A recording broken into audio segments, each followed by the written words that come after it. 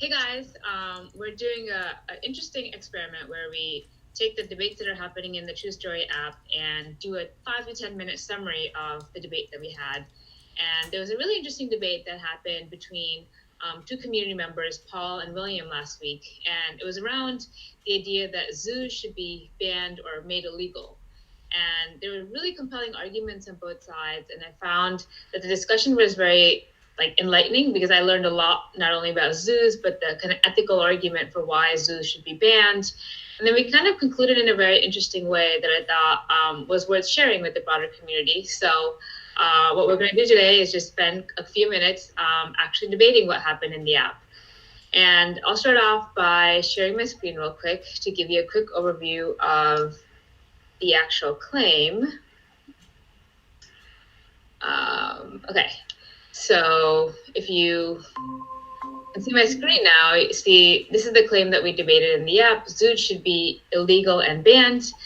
This was created by Paul on June 7th. And you can see that there were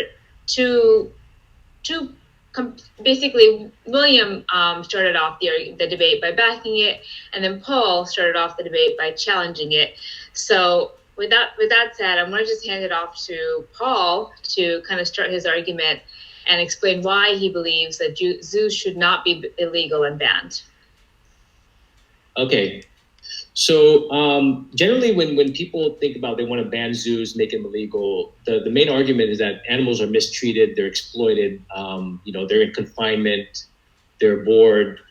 And, the reaction I have is that, I wonder if this is something that applies to all zoos, right? So I think what gets publicized in the media, what gets reported in the media could be isolated incidents where, you'll have some story in The Guardian where, a certain zoo was really mistreating its animals, its gorillas, or whatnot. And when I dig into the story, it seems to me like these are sort of isolated incidents, pockets of places where certain zoos are mistreating their animals.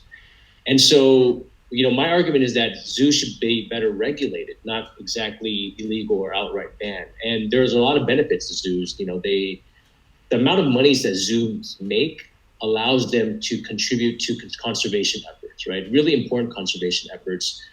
There are several studies where zoos contribute to preserving sort of endangered species or threatened species. In one study in 2010, they found that zoos help recover at least 28% of the species that are listed as threatened, right?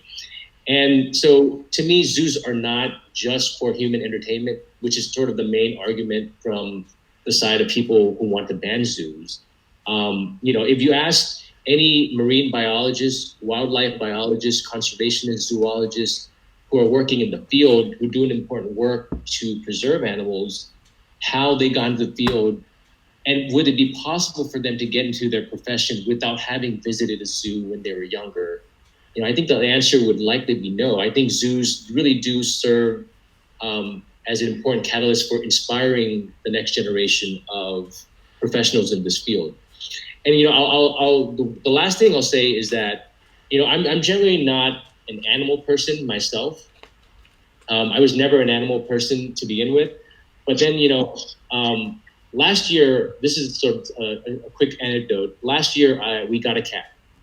And I'm not saying that cats are comparable to animals in zoos. I realize that cats are domesticated animals, but day-to-day interaction with a live animal, it's sitting in your lap, it's purring, you have to groom it, you have to wash it, you have to clean out its litter, you have to feed it.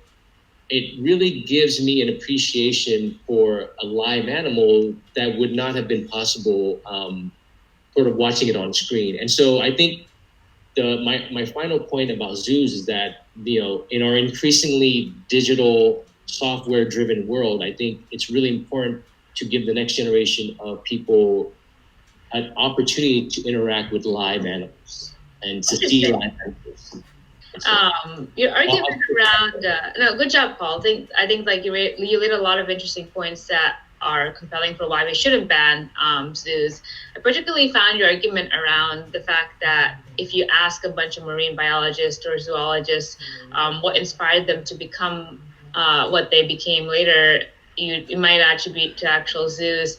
And your final argument around how you never were like a huge animal lover per se, but then getting a cat and seeing it in person made you one. That resonates with me personally a lot too, because I had a few pets growing up, but I didn't really grow up with pets consistently. But my boyfriend, on the other hand, always had like several pets at home. So he's like a massive animal lover and has been going to zoos from like the age of 3. And then he started taking me to zoos over the last year, and I started to have a much larger appreciation for animals. And I think like that point is a very compelling one that is hard to argue against. It is subjective, but I think there's something there that you're touching upon. So with that said, William, I'll let you kind of provide your counter argument for why you kind of started off this debate by backing the idea that we should ban zoos and make them illegal. Okay, definitely. Yeah, Paul brings up some really good points. My first point to back the claim that zoos should be banned is simply the overwhelming amount of evidence of animal abuse and unethical treatment of animals that occurs at zoos. And I know that Paul argued that this can be more of an isolated event that gets highlighted in the media.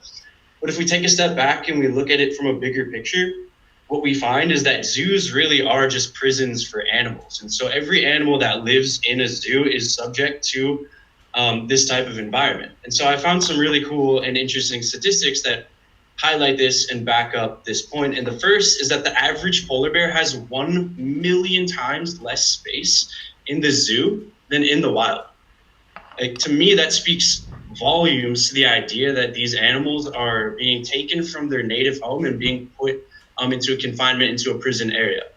So the next stat is that African elephants live 3 times longer in the wild than in the zoo.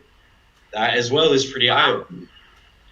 So then you look at more specific incidents like Paul had brought up, and you'll see that safari parks have been found guilty of training elephants and other animals with electrical equipment, which is just so inhumane, and it's something that really should be stopped if it at all can be. And then finally, we have one last stat that says that there are 3,000 to 5,000 healthy animals that are killed in European zoos every year. And so that's a huge stat right there. That really is eye-opening. So my next point is that zoos are not only bad for animals, but they're also dangerous for humans. So I think that this is sort of a byproduct of the treatment that occurs to these animals. But there is a stat that says that there have been 256 injuries in zoos to humans resulting from animal attacks that have subsequently resulted in 33 deaths. To me, that's a really good reason that zoos should be banned. When you're talking about lives, you're talking about people getting attacked. It's clear that zoos aren't necessarily the most safe environment, especially for little kids to be going when there is that risk. They could be attacked, or even worse, they could die as a result of their visit to the zoo. So my next point is that this isn't that radical of an idea. Costa Rica, the legislation in Costa Rica, the group there has already started looking into making zoos illegal. I think that's something that the rest of the world should look at and follow. So then, Paul, going back to Paul, he made a ton of really good points. Sort of the one that resonated with me a lot was this idea that we should just regulate zoos and not ban them. But if we look at the current system, we'll see that zoos already are regulated, and this doesn't seem to solve much of the problems. Animals are still being abused. There's still reports of unethical treatment. And really, the idea that they're in a prison, if we go back to the polar bear stat that I brought up, doesn't change if we just continue to regulate zoos. So next, Paul argues that zoos are a large part of conservation efforts, which is a really good point. But if you start to look into it, you start to question this idea. I always hear that zoos are prisons for animals that are masking as conservation champions, and there's some stats that sort of really back that idea. The first one, and I got this from Vice, it says that fewer than 1% of zoo species are part of any serious conservation effort. And then next, it's 50 times more expensive to house animals in zoos than it is to protect them in their natural habitats. So if these groups of people really care about protecting animals and conserving endangered species, then they'll take the money that goes into zoos and put that to directly saving and protecting these animals in their natural habitat. And so then the final point that Paul brought up and that I'm going to touch on here is this whole idea about inspiring the next generation of people in the field, which is, once again, a really good point. But, at the end of the day, zoos really just teach kids that locking up animals and denying them rights is a good thing. And I'm not sure that that's the precedent that we want to set to the next generation of leaders in the field going forward. So then there are some other stats that I'm not going to, touch on right now that says that, maybe the learning experience at zoos isn't as good as we thought it was for kids.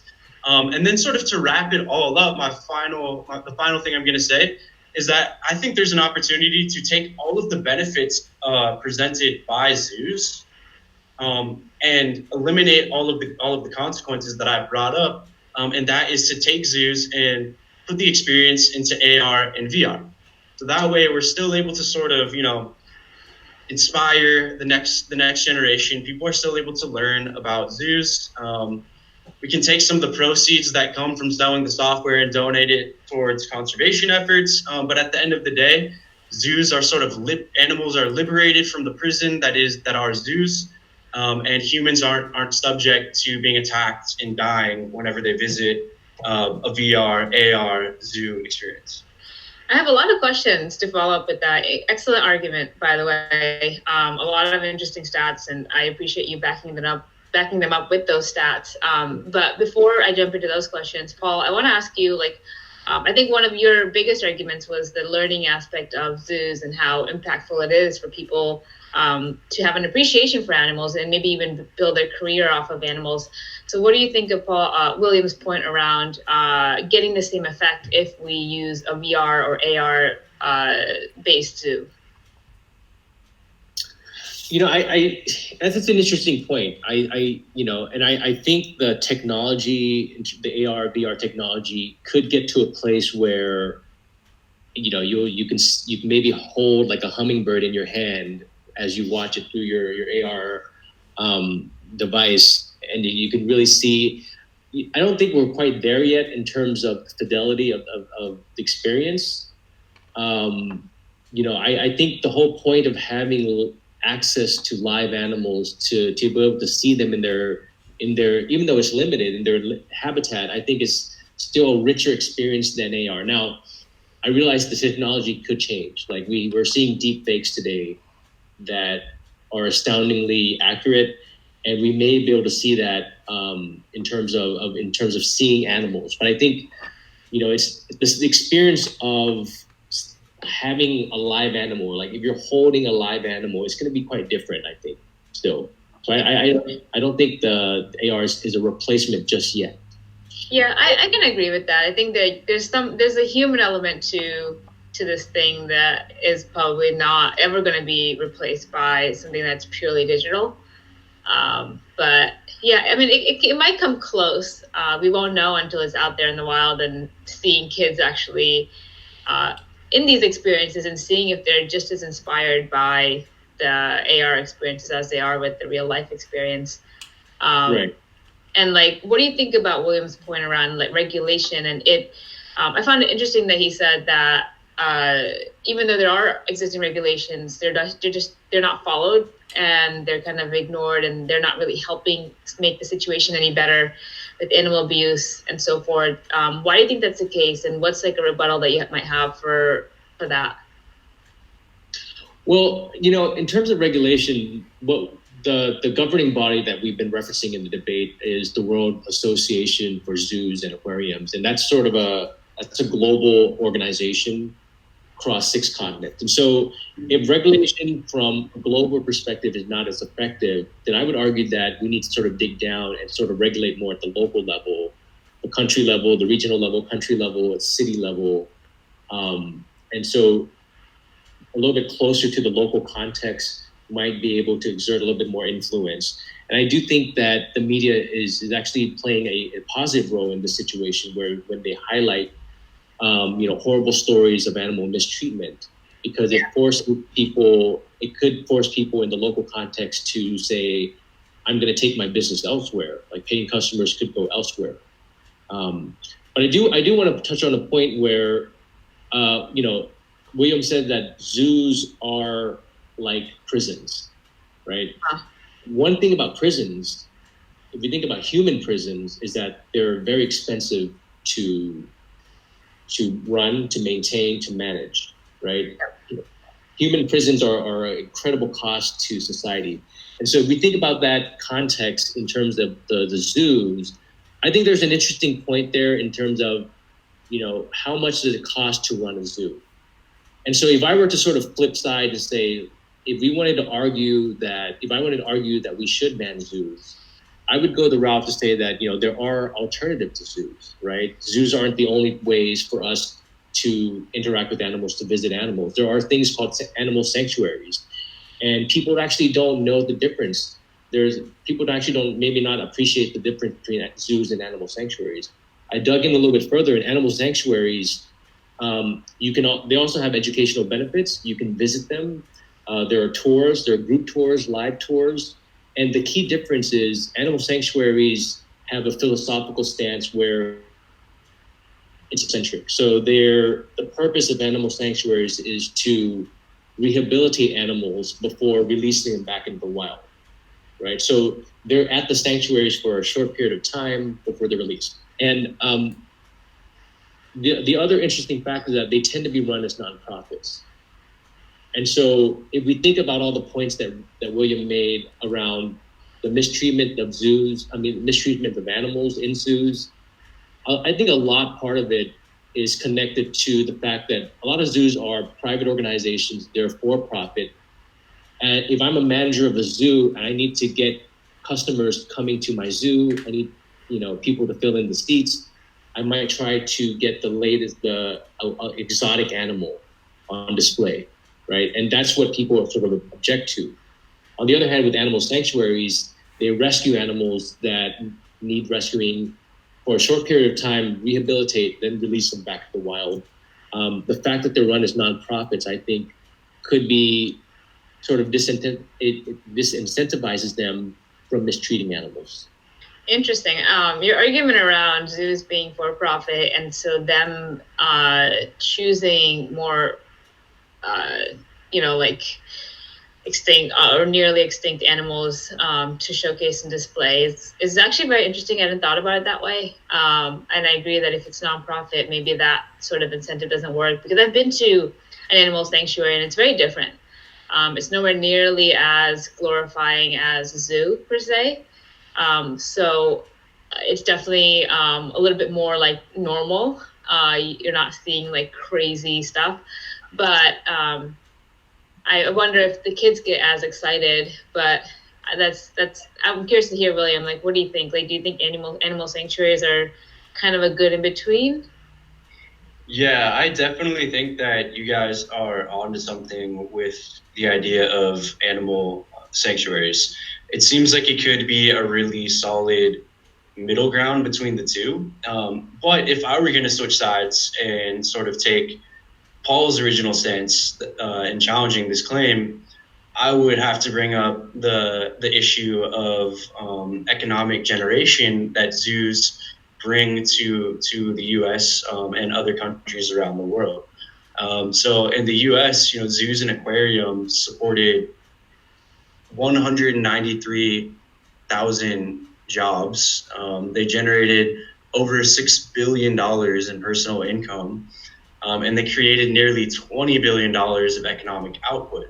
So I don't know if switching the model to nonprofits would cover the economic loss that would be incurred if zoos were banned. And so for me, one of the biggest reasons to sort of not ban zoos is that it's unfortunate, but the amount of economic output produced by zoos, the amount of jobs, the amount of income, the amount of food that's put on tables for families sort of outweighs some of the unethical treatment that animals are subjected to at zoos. Interesting. So, yeah, Paul, do you have anything to add to that?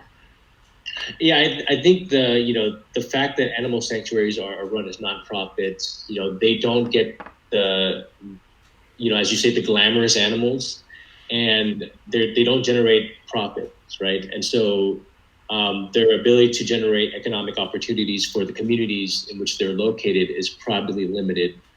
Another downside, I would say, is that they would probably not be able to contribute as much to conservation efforts as zoos are. So I think, what's interesting is about this conversation is that the question I have is how much what we object to when we see zoos, how much is that tied to the underlying business models? Like how much of this conversation is driven by the business models in which the entities that house the zoo, the animals operate? Because you're saying the business models is what drives the incentives for whether they treat animals well or not?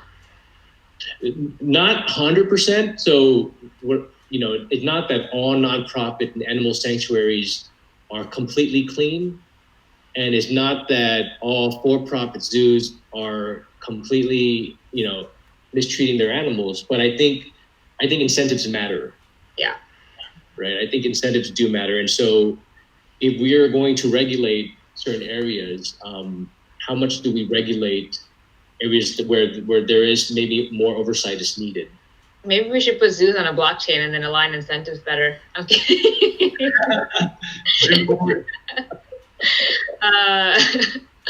Blockchain for everything. Okay, interesting. So we're nearing 15 minutes. So I want to start closing off.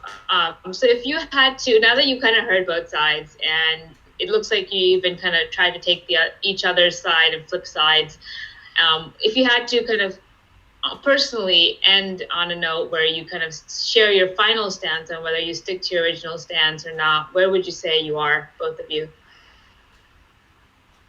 William, you can go first. Okay, yeah, I would say I'm going to stick to my original conviction and say that zoos should be banned. And I think that, the combination of animal sanctuaries, moving the experience to AR and VR, and other sort of innovative ideas that we haven't thought about or touched upon in this debate can come into play and sort of take place of this barbaric system that we still have in society that I think we should be moving away from ultimately.